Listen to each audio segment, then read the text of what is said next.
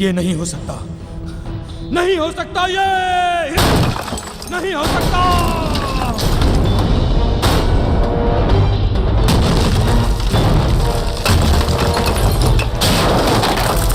नहीं हो सकता ये चित्रांगदा, चित्रांगदा।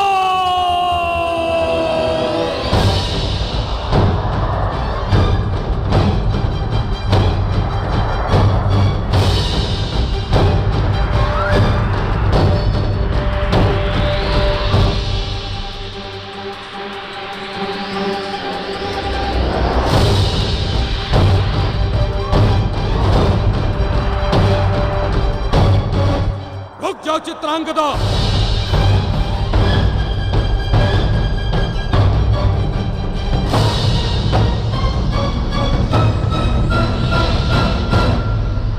रुक जाओ चित्रांगदा, रुक जाओ। तुम ऐसा नहीं कर सकती, तुम मनुष्य से विवाह नहीं कर सकती। नहीं पिताजी, मैं निर्णय ले चुकी हूँ, मेरा रुकना असंभव है।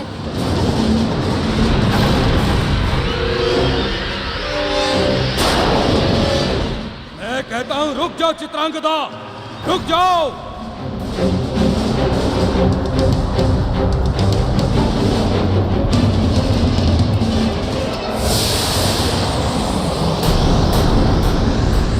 मुक्ति दो मुझे, मुक्ति दो मुझे, मुझे मुक्ति चाहिए, मुझे मुक्ति चाहिए, मुक्ति दो मुझे, मुक्ति दो मुझे, मुक्ति दो मुझे, मुझे मुक्ति चाहिए, मुझे मुक्ति चाहिए, मुक्ति दो मुझे। ऋषिवर, ये विश्वकर्मा जी का ही स्वर है। लगता है वो फिर से उग्र उठे हैं। वे क्रोध में आकर किसी को भी हानि पहुंचा सकते हैं। मुझे शीघ्र उनके पास जाना होगा। प्रभु, जैसी आपकी इच्छा। आप जैसे ही मुझे स्मरण करेंगे, मैं उपस्थित हो जाऊंगा।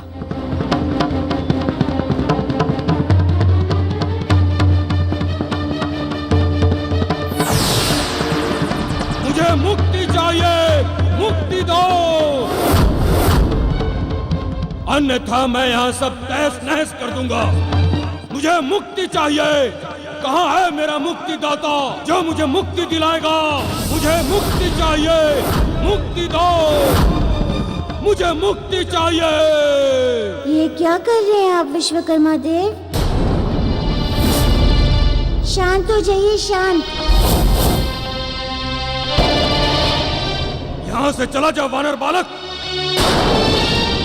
मुझे बहलाने का प्रयास मत कर।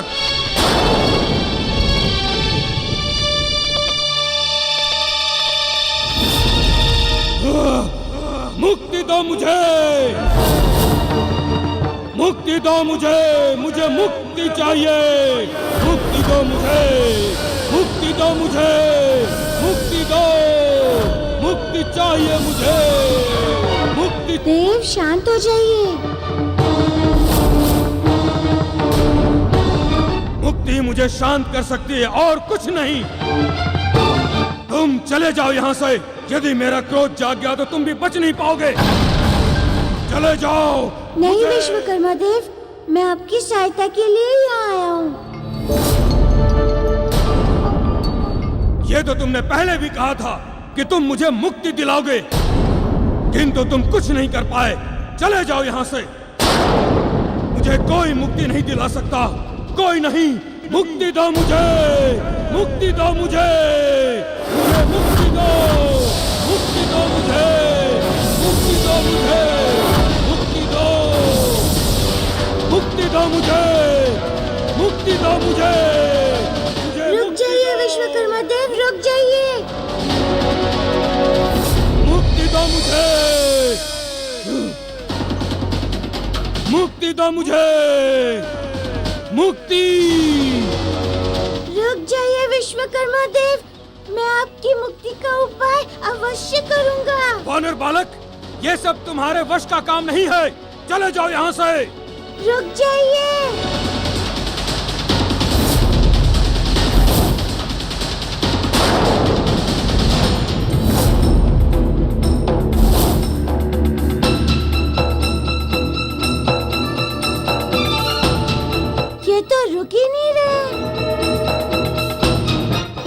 रोकना आवश्यक है, अन्यथा ये अवश्य किसी का अहित करेंगे। मुक्ति दो मुझे।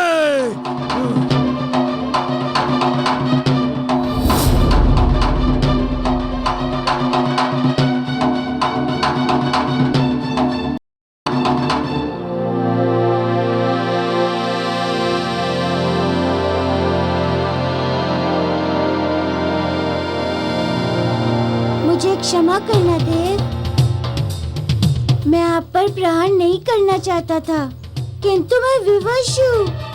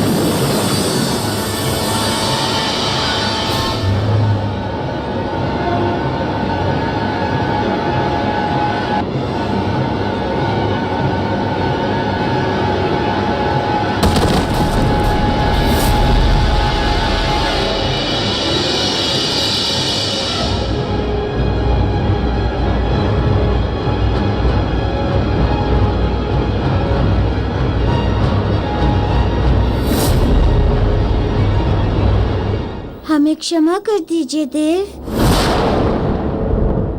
इस स्थिति में मुझे आपकी समस्या का कोई और हल नहीं दिखाई दे रहा था। पता नहीं वहां मारुति के साथ क्या हो रहा है।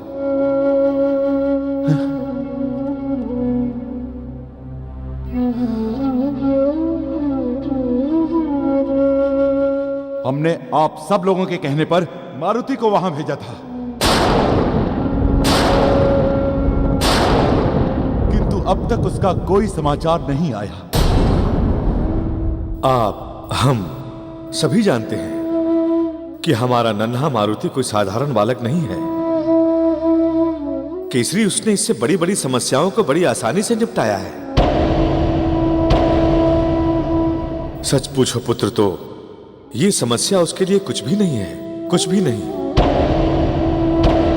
वो तो हमें पता है, फिर भी पिताजी हमें तो यह भी ज्ञात नहीं कि वो वानर देवता है या राक्षस।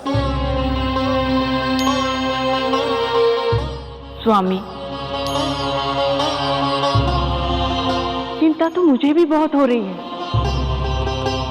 किंतु आप बार बार ऐसी बातें बोलकर मेरी चिंता को और बढ़ा रहे हैं। हमने तो यही सोचकर मारुति को भेजा है कि इससे पहले भी उसने कई भयंकर और शक्तिशाली राक्षसों का अंत किया है।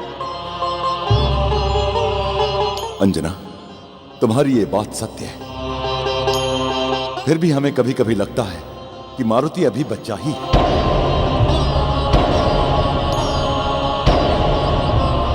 हमने मारुति को अकेले भेजकर बहुत बड़ी भूल की है।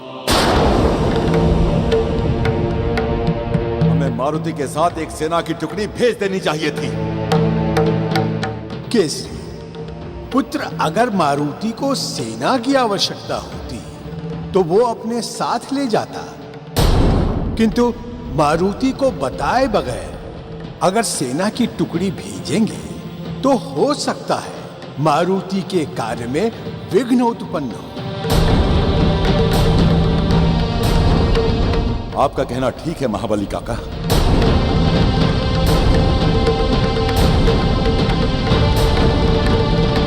जामवन जी, जामवन जी, ये क्या प्रभु इस समय हमें याद कर रहे हैं? ऐसा पहली बार हुआ है कि प्रभु ने इस तरह याद किया हो।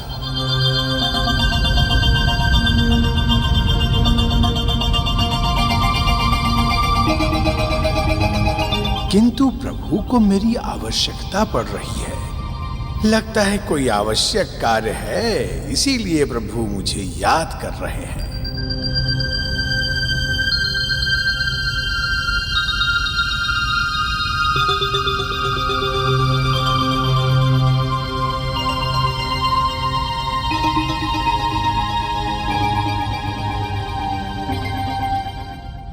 केसरी पुत्र, हमें एक आवश्यक कार्य याद आ गया है।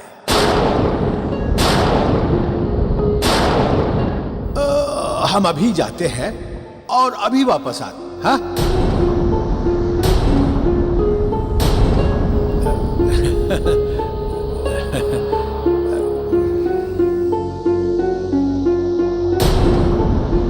अंजना, ये महाबली काका को क्या हुआ?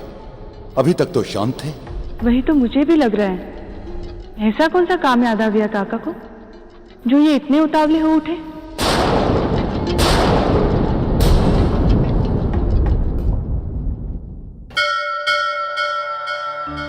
जामवन जी, जामवन जी, जामवन जी, जामवन जी।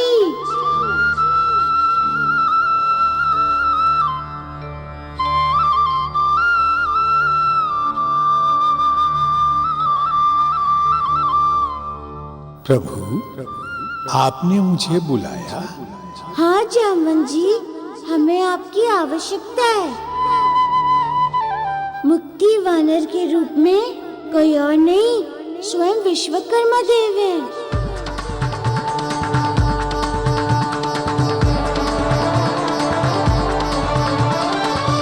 विश्वकर्मा देव उस वानर के रूप में? हाँ जामवन जी,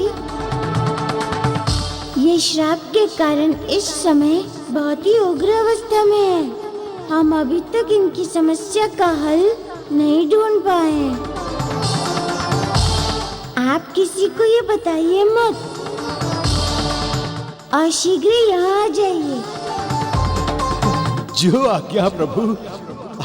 आपने ब्रह्मपुत्र को धन्य कर दिया।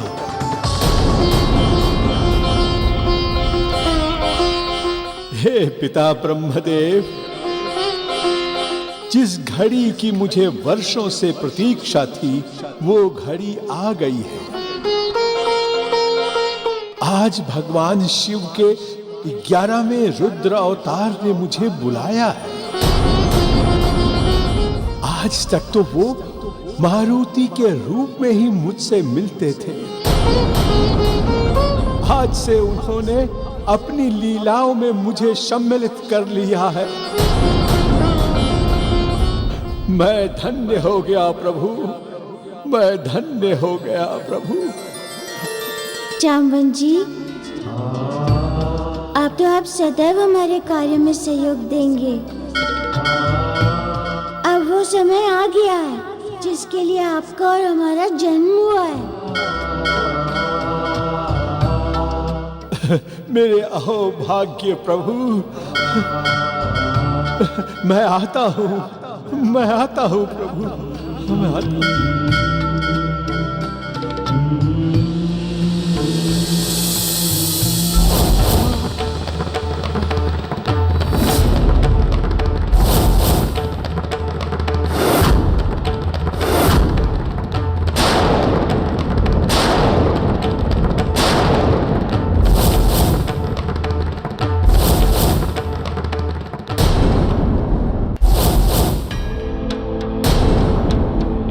महाबली काका, आप किससे बात कर रहे थे?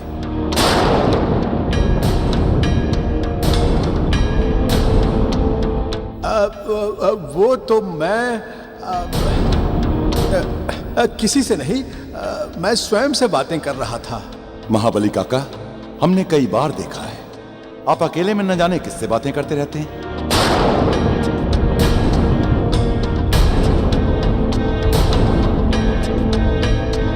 हमें तो कोई कहीं दिखाई भी नहीं देता है। वो तो दृष्टि का फेर है केसरी।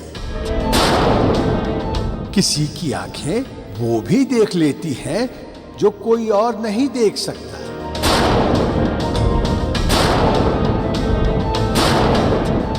और किसी की आंखें सामने घटित होने पर भी नहीं देख सकती हैं, क्योंकि आंखों पर आपसी संबंध, मित्रता, शत्रुता और ममता का आवरण चढ़ा होता है। महाबली काका, मैं समझा नहीं, आप क्या कह रहे हैं? अरे जैसे शत्रु का किया हुआ अच्छा कार्य भी नहीं दिखाई देता है,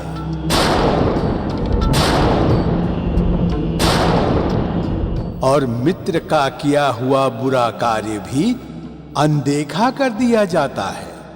पुत्र अगर महान कार्य भी करता है तो उसे बच्चा ही समझ लिया जाता है।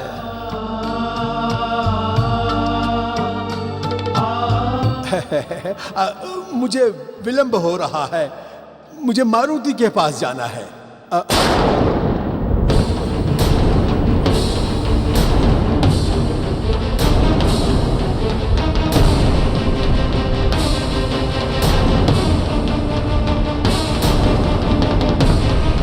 महाबली काका, अभी तो आप कह रहे थे कि वहां किसी के जाने की कोई आवश्यकता नहीं है।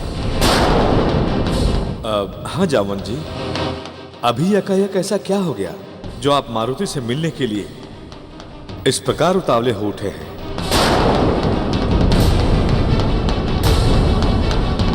कहीं ऐसा तो नहीं कि आपने वो देख लिया हो जो हम सब मिलकर भी यहां नहीं देख पा रहे हैं?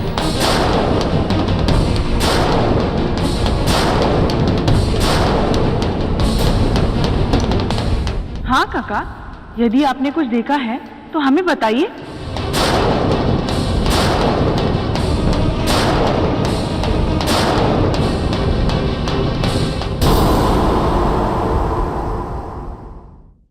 जो हम सब मिलकर भी यहाँ नहीं देख पा रहे हो?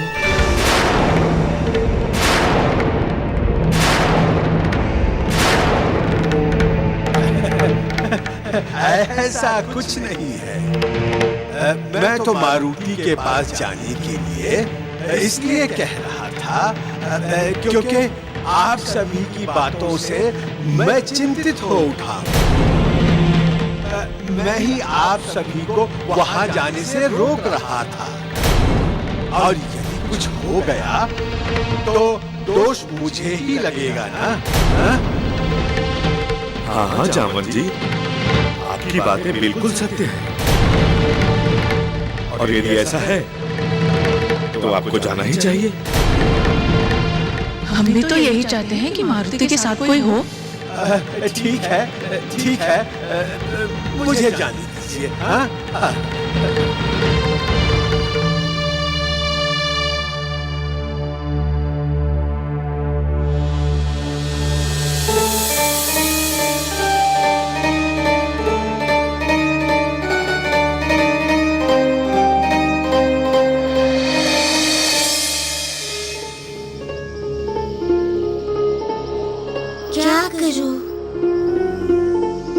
जामवंत जी अभी तक नहीं आए।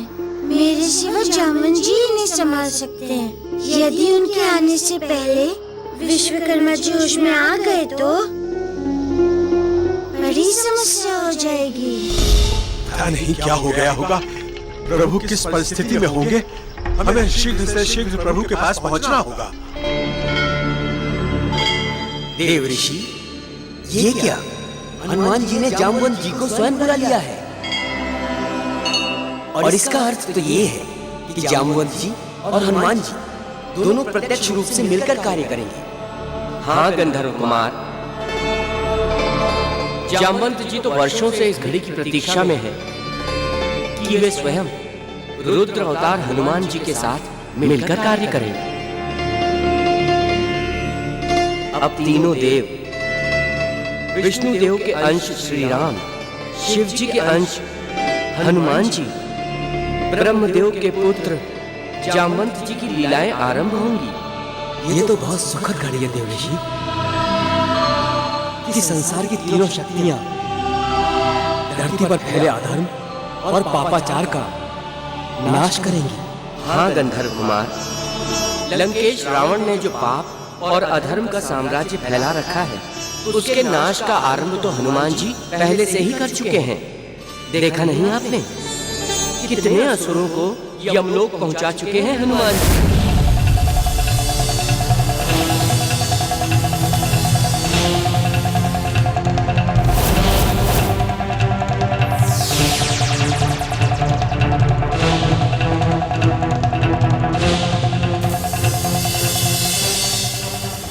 जामवंत जी ब्रह्मा जी के पुत्र हैं। अब वे भी प्रत्यक्ष रूप से हनुमान जी की हर लीला में सम्मिलित होंगे। आपका जीवन तो धन्य हो गया है जामवंत जी। नारायण नारायण।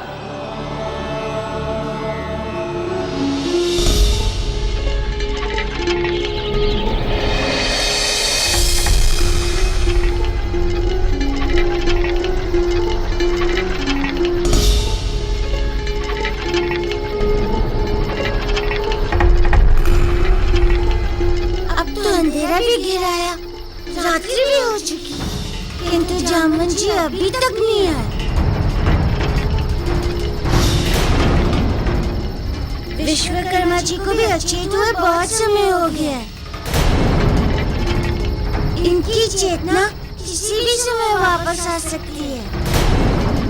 मारुति, हम आ गए हैं। अब चिंता की कोई बात नहीं है।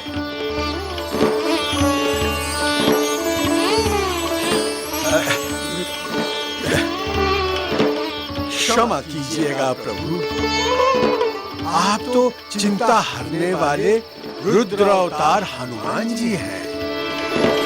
आपको तो कोई चिंता छू भी नहीं सकती है।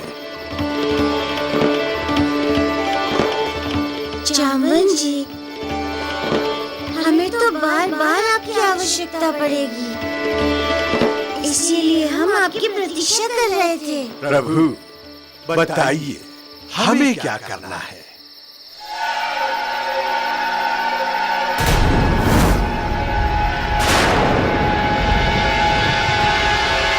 आप कह रहे थे ये विश्वकर्मा जी है।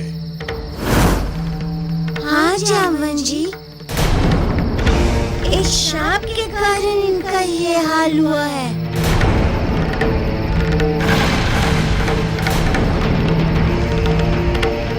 हमें अभी तक विश्वकर्मा जी की मुक्ति का मार्ग नहीं मिला है। इनकी मुक्ति का मार्ग खोजने के लिए हमें स्वयं जाना है, किंतु समस्या ये है कि इनकी चेतना वापस आते ही ये उपद्रव मचाने लगते हैं।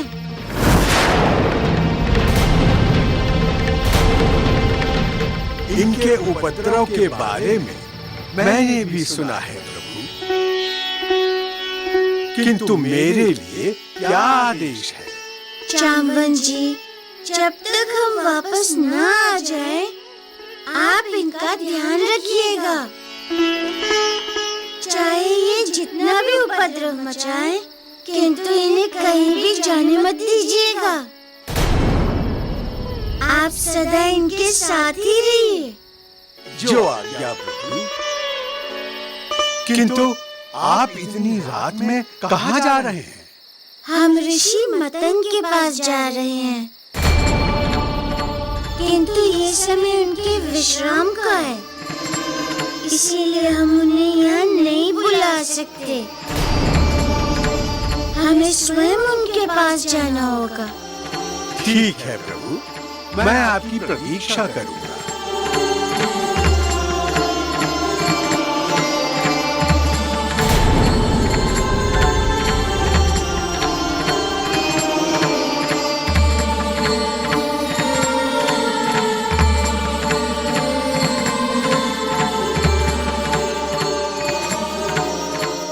विश्वकर्मा जी, आपके दुख को देखकर मुझे बहुत दुख हो रहा है, किंतु आपके दुख को हरने के लिए स्वयं बजरंग बली आ गए हैं। और बजरंग बली जिसके साथ है, उसके सारे दुख, सारे संकट समाप्त हो जाते हैं। जय जय जय। जय बजरंग बली।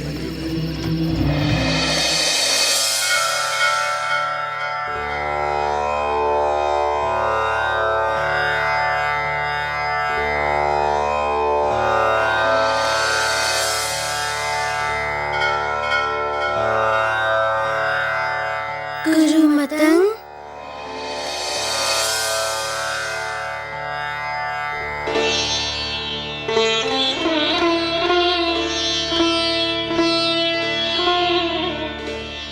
प्रभु आपने आने का कष्ट क्यों किया? मुझे बुला लिया होता।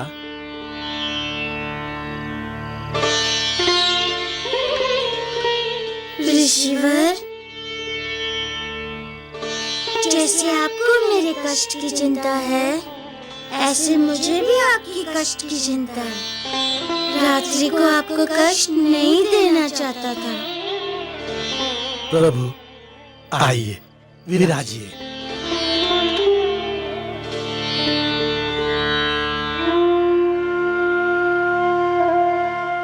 ऋषिवर, आपने बताया था कि चित्रांगदा धरती लोक पहुंच गई थी।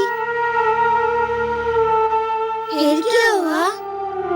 प्रभु, विश्वकर्मा जी के बार बार कहने के बाद भी चित्रांगदा वापस नहीं लौटी। पृथ्वी लोक पर महाराज सूरत उनकी प्रतीक्षा कर रहे थे।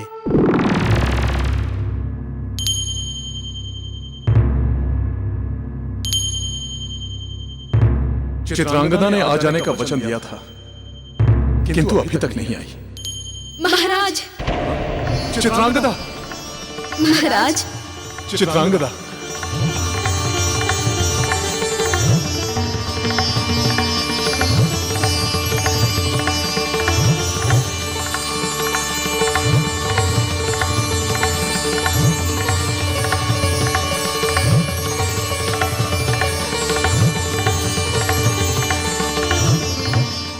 महाराज, मैंने आपको वचन दिया था, मैं आ गई।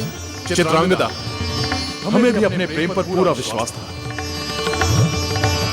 जहां सच्चा प्रेम हो वहां मिलन तो होगा ही। महाराज, हम अपने पिता और सारे देवलोक को त्याग कर आपके पास आ गए हैं। अब हमारा मान सम्मान सब कुछ आप ही हैं। चित्रांगदा, आप तनिक भी चिंता मत कीजिए। अब आपका मान सम्मान हमारा मान सम्मान है। हमारे रहते आपके सम्मान को कभी ठेस नहीं पहुंचेंगे। हम आपसे वादा करते हैं कि हमारे रहते आपको कभी कोई कष्ट नहीं होगा। महाराज, हम अब देवलोक त्याग कर आपके पास हमेशा के लिए आ गए हैं, इसीलिए आपको हमारे रहने का प्रबंध करना होगा। चित्रांगदा, हम आपसे कल ही विवाह करेंगे, किंतु हमारे यहाँ एक परंपरा है, विवाह से पहले हम साथ नहीं रह सकते। इसलिए तब तक आपको हमारे अतिथि गृह में विश्राम करना होगा। महाराज, आपके इस निश्चल प्रेम ने तो हमारे हृदय को जीत लिया है। हमारे लिए यही संस्कार है कि विवाह से पहले होने वाले पति के साथ रहना अनुचित ही नहीं, बल्कि पाप का कारण भी होता है। सुनो,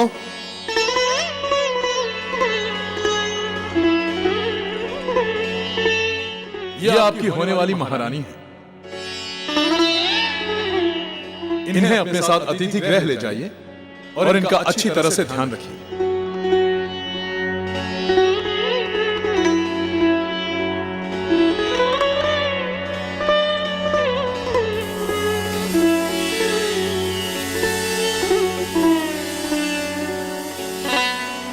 चित्रांगदा, ये तुमने अच्छा नहीं किया।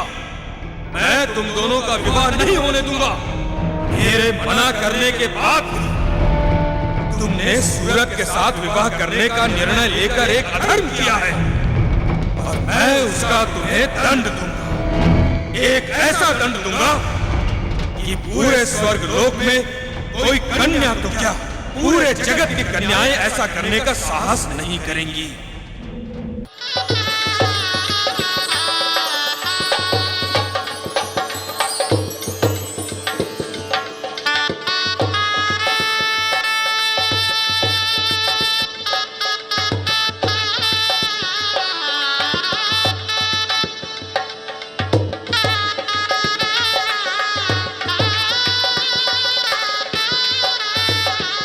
हमारी होने वाली महारानी जी देवलोक से आई है। अभी तो अप्सराओं जैसी सुंदर है। कोई अप्सरा भी हमारी महारानी जैसी नहीं होगी, है ना महारानी जी?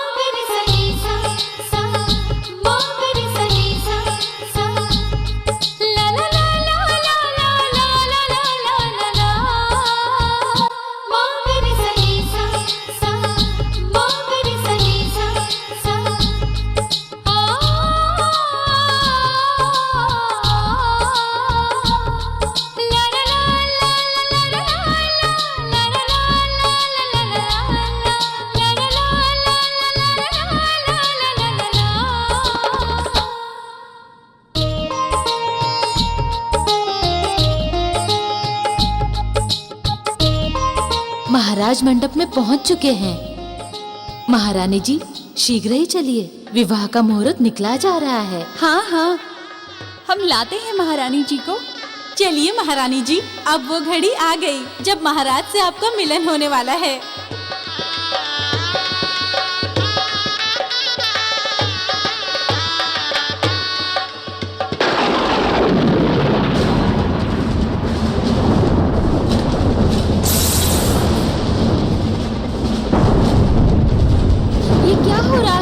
लगता है भूचाल आने वाला है।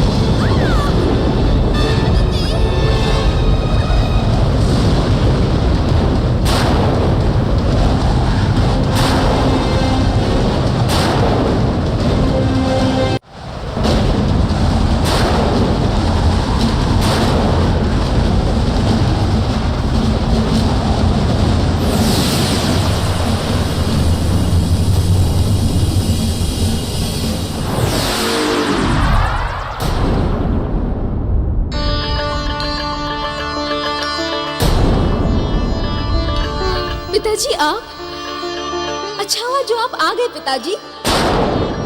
अन्यथा मुझे हर पल यही लग रहा था कि मैंने आपकी आज्ञा का अवहेलना करके आपका हृदय दुखाया है। परंतु अब मेरा विवाह आपके आशीर्वाद से होगा पिताजी। जिस पुत्री का कन्यादान उसके पिता के हाथों नहीं होता, उसका जीवन कभी भी सुखी नहीं रह पाता पिताजी। सुखी तो तुम अब भी नहीं रह पाओगी चित्रांगदा। मैं यहाँ तुम्हें वरदान या आशीर्वाद देने के लिए नहीं आया हूँ, मैं तुम्हें श्राप देने के लिए आया हूँ। मैं तुम्हें श्राप देने के लिए आया हूँ। मैं तुम्हें श्राप देने के लिए आया हूँ।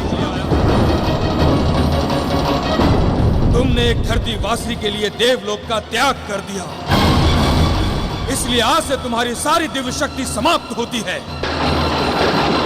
तुमने एक धरती वासी के लिए देवलोक का त्याग कर दिया, इसलिए आज से तुम्हारी सारी दिव्य शक्ति समाप्त होती है। तुमने अपने पिता को दुख दिया है, इसलिए तुम्हारा विवाहित जीवन सुखी नहीं रहेगा। यदि तुमने सूरत के साथ विवाह किया तो विवाह मंडप में ही उसकी मृत्यु हो जाएगी। यदि तुमने सूरत के साथ विवाह किया तो विवाह मंडप में ही उसकी मृत्यु हो जाएगी। यदि तुमने सूरत के साथ विवाह किया तो विवाह मंडप में ही उसकी मृत्यु हो जाएगी। ये श्राप है एक दुखी पिता का, और इस श्राप से तुम्हारी मुक्ति कभी नहीं होगी चित्रांगदा, कभी नहीं।